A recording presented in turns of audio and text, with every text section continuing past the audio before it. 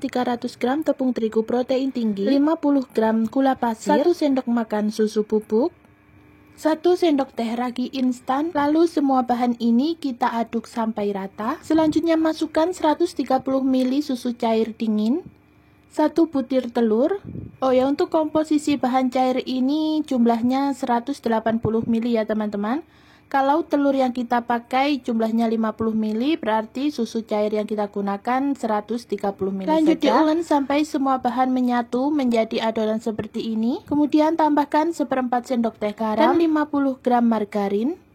Di tahap ini jika teman-teman langsung menggunakan mixer juga boleh, tapi kalau aku ulek dulu sebentar agar mixernya nanti tidak cepat panas. Setelah margarin tercampur rata, aku lanjut ulek pakai mixer.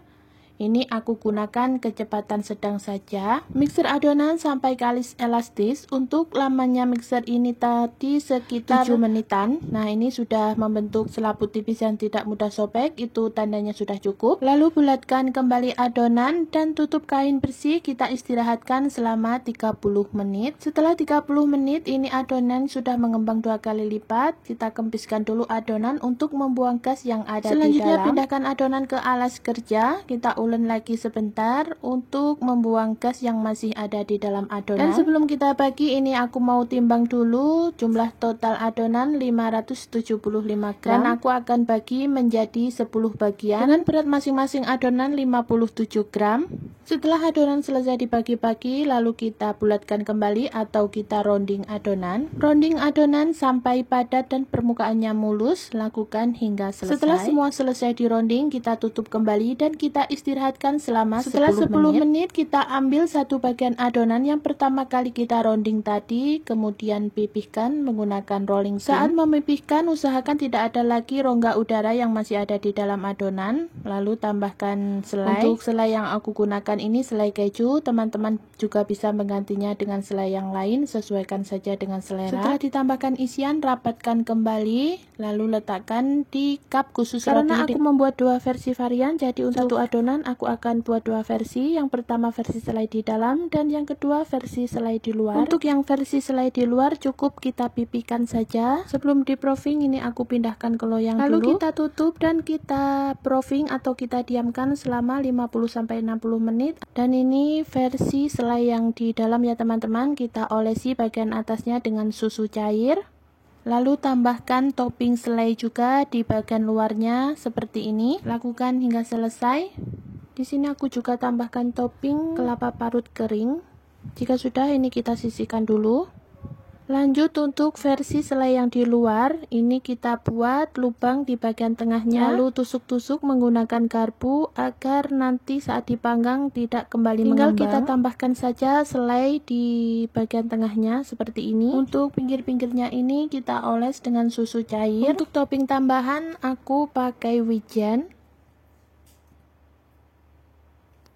Dan ini sudah selesai semua, lanjut kita oven.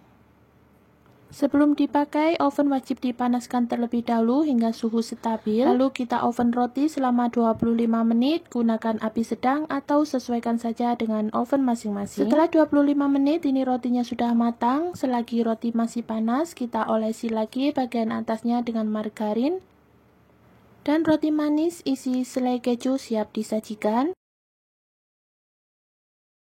Siapkan 110 ml air tambahkan 2 sendok makan gula pasir, aduk hingga gula larut. Kemudian tambahkan 1 sendok teh ragi instan, aduk kembali dan ini kita diamkan dulu sampai ragi berbuih. Jika setelah ragi didiamkan, ragi berbuih seperti ini, itu tandanya ragi aktif dan bisa kita gunakan. Masukkan 200 gram tepung terigu protein tinggi, tambahkan 2 sendok makan susu bubuk, aduk hingga tercampur. Kemudian masukkan larutan ragi yang tadi kita buat, tambahkan 1 butir telur, aduk gunakan spatula sampai semua bahan menyatu seperti ini.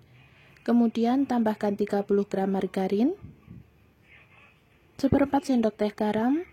Lalu aku akan lanjut ulen menggunakan tangan, tapi teman-teman jika mau menggunakan mixer juga boleh. Ulen sampai semua bahan tercampur dan menyatu menjadi adonan seperti ini, nggak perlu diulen sampai kalis elastis. Kemudian tutup menggunakan kain bersih dan diamkan selama 30 menit. Setelah didiamkan selama 30 menit, kita buka tutupnya. Nah, seperti ini adonan sudah menjadi lebih elastis dan sudah membentuk serat roti dengan sendirinya. Pindahkan adonan ke alas kerja, lalu ulen lagi sebentar. Kemudian bagi-bagi adonan menjadi beberapa bagian saja dengan selera. Tapi di sini aku bagi menjadi 8 bagian dengan berat masing-masing adonan sekitar 58 gram. Setelah dibagi-bagi, lalu kita rounding adonan dan lakukan hal yang sama hingga semua selesai.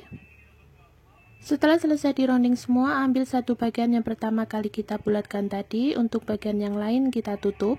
Siapkan sosis dan juga paper cup khusus roti. Kemudian pipihkan adonan bentuk memanjang, untuk panjangnya sesuaikan dengan sosis yang kita pakai. Jika sudah selesai dipipihkan, lalu tambahkan satu buah sosis dan kita gulung seperti yang ada di video.